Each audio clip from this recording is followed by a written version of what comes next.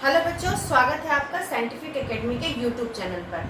आज हम लोग विभिन्न प्रकार के संख्याओं के बारे में सीखेंगे कि आखिर जो संख्याओं का नामकरण होता है, प्राकृत संख्याएं, पूर्ण संख्याएं, ये कैसी संख्याएं होती हैं। तो सबसे पहले हम लेते हैं प्राकृत संख्याएं।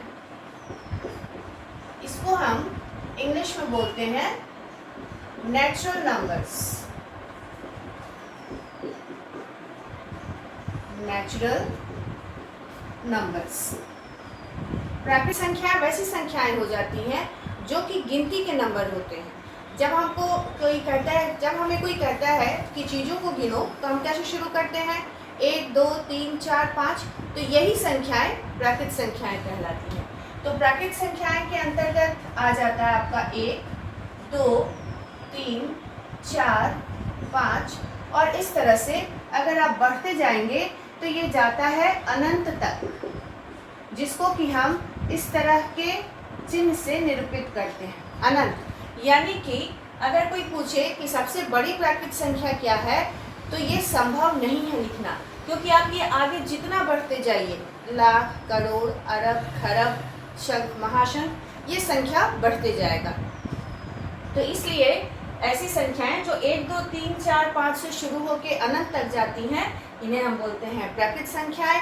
यदि कोई पूछे कि सबसे छोटा प्राकृत संख्या क्या होता है, तो 1, और यदि सबसे बड़ा प्राकृत संख्या क्या होगा, तो उसका जवाब होगा संभव नहीं है। अब प्राकृत संख्या के बाद आता है पूर्ण संख्याएं।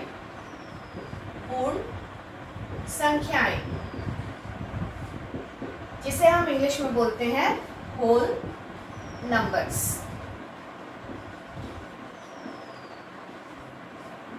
अब पूर्ण संख्याएं ऐसी संख्याएं हैं जिसमें कि प्राकृत संख्या तो होता ही, साथ में जीरो जुड़ जाता है।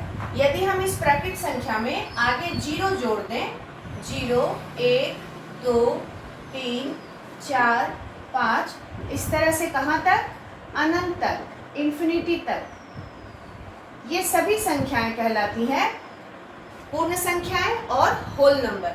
मतलब कि प्राकृत संख्या में यदि सिर्फ हम जीरो जोड़ दें तो ये बन जाती है पूर्ण हो जाती है, तो ये हो गया पूर्ण संख्याएं। तो इस तरह से सबसे छोटी पूर्ण संख्या 0 और सबसे बड़ी पूर्ण संख्या लिखना संभव नहीं है, क्योंकि ये भी जाता है अनंत तक। उसके बाद यदि कोई पूछे कि क्या सभी प्राकृत संख्याएं पूर्ण संख्याएं हैं, तो जवाब होगा हाँ, क्योंकि जितनी भी प्राकृत संख्याएं हैं वो सभी पूर्ण संख्याएं में है। आखिर प्राकृत संख्या में जीरो जोड़कर बना है पूर्ण संख्या। लेकिन अगर कोई पूछे कि क्या सभी पूर्ण संख्याएं प्राकृत संख्याएं भी हैं, तो जवाब होगा नहीं, क्योंकि ये जीरो जो है वो प्राकृत संख्या में नहीं है। अगला संख्या जो है वो है आपका पूर्णांक, जिसको कि हम इंग्लिश में बोलते हैं इंटीजर्स। अब इंटीजर्स क्या होते हैं? तो यदि हम पूर्ण संख्याओं में, पूर्ण संख्या क्या क्या है? 0 1 2 3 4 5, इस तरह से अनंत तक, अगर हम इसमें ऋणात्मक संख्याओं को जोड़ दें, -3 -4 -5, कहाँ तक? अनंत तक, तो ये पूरा संग्रह जो है ये कहलाता है पूर्णांक। मतलब कि पूर्णांक और इंटीजर्स में आपकी प्राकृत संख्या भी आ गया, पूर्ण संख्या भी आ गया, और जो ऋणात्मक संख्या है वो भी आ जाता है। अब इन संख्याओं को भी अलग अलग भागों में बांटा गया है, जैसे कि सम, विषम, भाज्य, अभाज्य। तो अब हम उसे समझते हैं कि वो संख्याएं क्या है। अभी हमने जिन संख्याओं के बारे में जाना, उन्हें फिर हम आगे चलकर विभाजित करते हैं विभिन्न विभिन्न प्रकारों में। तो पहला हम लेते हैं सम संख्या, जिसको हम इंग्लिश में बोलते हैं इवन नंबर्स, और दूसरा विषम संख्या, जिसको हम बोलते हैं ऑड नंबर्स, क्योंकि ये दोनों ही एक दूसरे से संबंधित है। कैसे देखते हैं? तो सम संख्या वैसी संख्याएं होती हैं जो कि 2 से पूरा विभाजित हो जाए।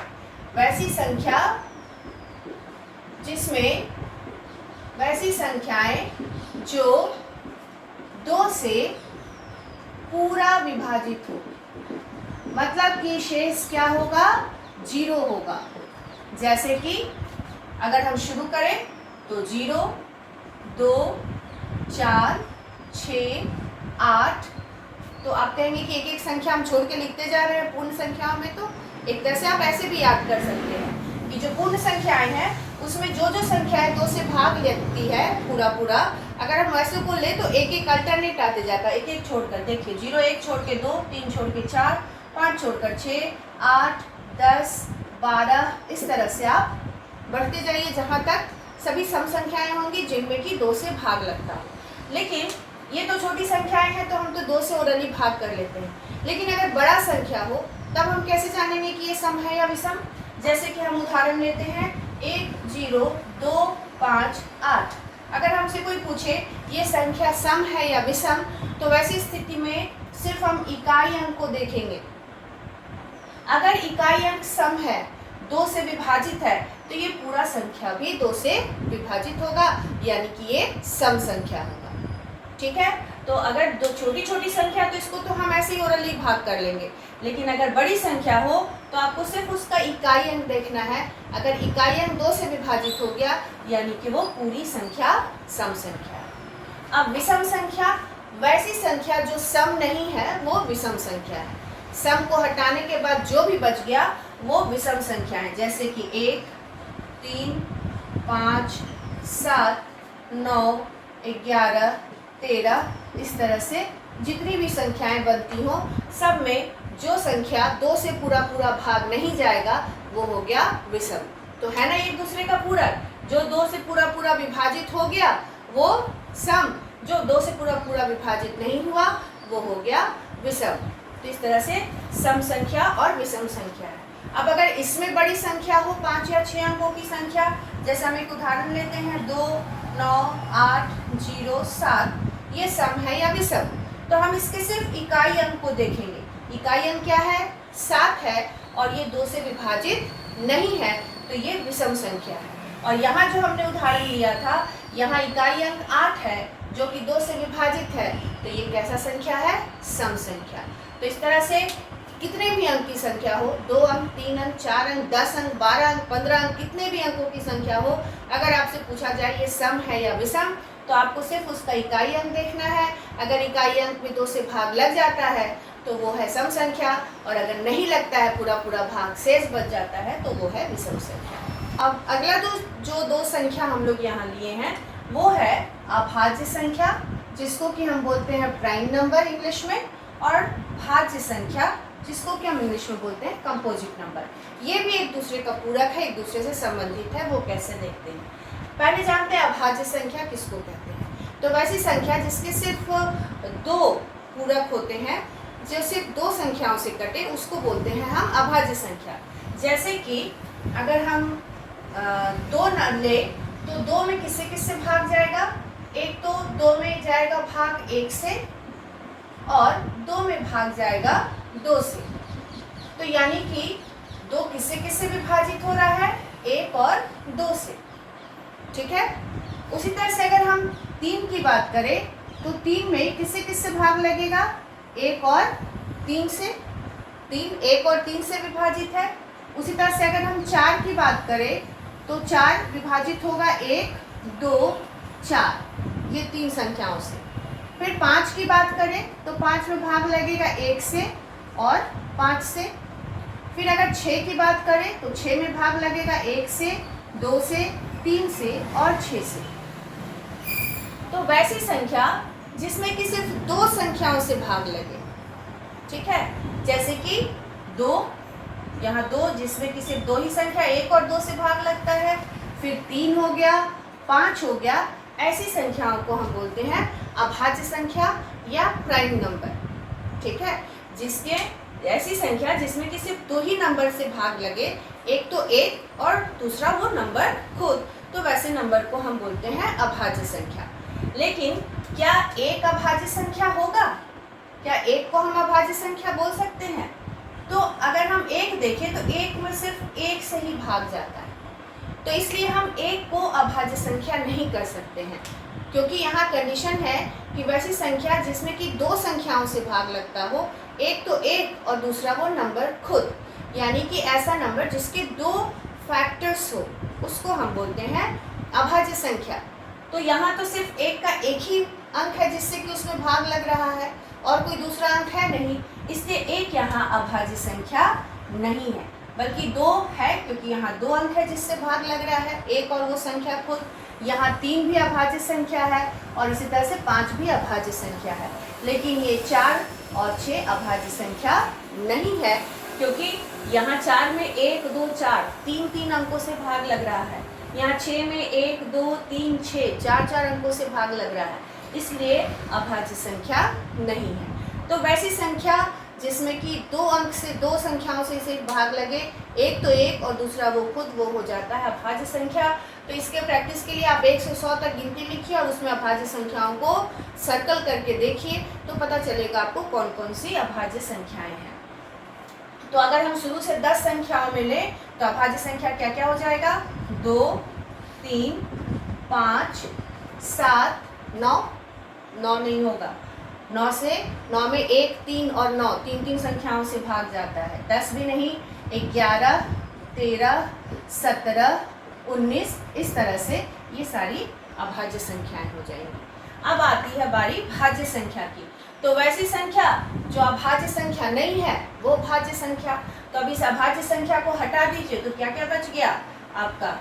4, 6, 8, 9, 10, 12, 15, 18, इस तरह से ये सभी संख्याएं भाज्य संख्या है, क्योंकि इनमें 2 से ज़्यादा अंकों से भाग लगता है।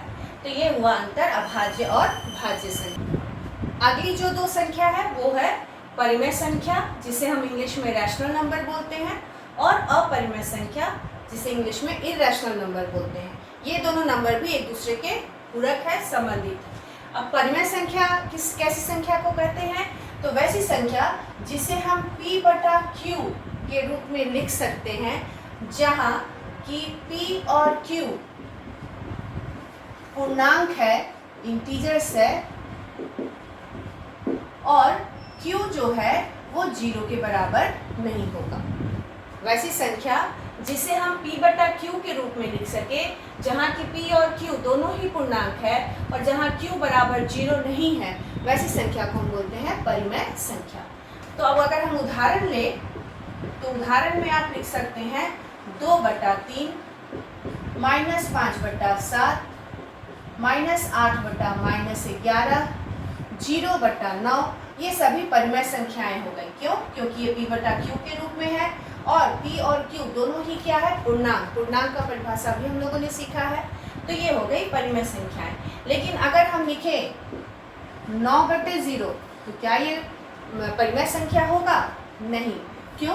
क्योंकि Q जो है वो कभी भी 0 नहीं होगा, यानी कि हर कभी 0 नहीं हो सकता है।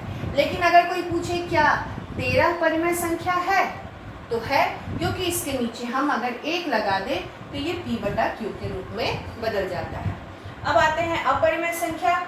तो वैसी संख्याएं जो परिमेय संख्या नहीं है उन्हें हम अपरिमेय संख्या कहते हैं। जस्ट उसका उल्टा, वैसी संख्या जो परिमेय संख्या नहीं है उसको बोलते हैं अपरिमेय संख्या। तो यानी कि वैसी संख्या जिसको हम P/Q के रूप में नहीं लिख सकते हैं उसको बोलते हैं अपरिमेय संख्या। अगर हम इसके अंतर्गत उदाहरण लें तो आपका √3, √5, √7, ये सभी अपरिमेय संख्याएं हैं। पाई का मान जो होता है पाई, ये अपरिमेय संख्या है। तो वैसी संख्या जिसको कि हम भिन्न के रूप में नहीं बदल सकते हैं अपरिमेय संख्या कहलाती है। इस तरह से आज हम लोगों ने संख्याओं के बारे में पूरे विस्तृत रूप में जाना कि संख्याएं क्या होती हैं, विभिन्न प्रकार की संख्याओं को हम कैसे याद रख सकते हैं। आज हम लोगों ने तुलनात्मक रूप से इसके बारे में पढ़ा है। तो अगर वीडियो से कुछ सीखने के लिए मिला हो तो इसे लाइक ज़रूर करें और शेयर करें। मिलते हूँ अपने अगले वीडियो में। Thank you for watching my video.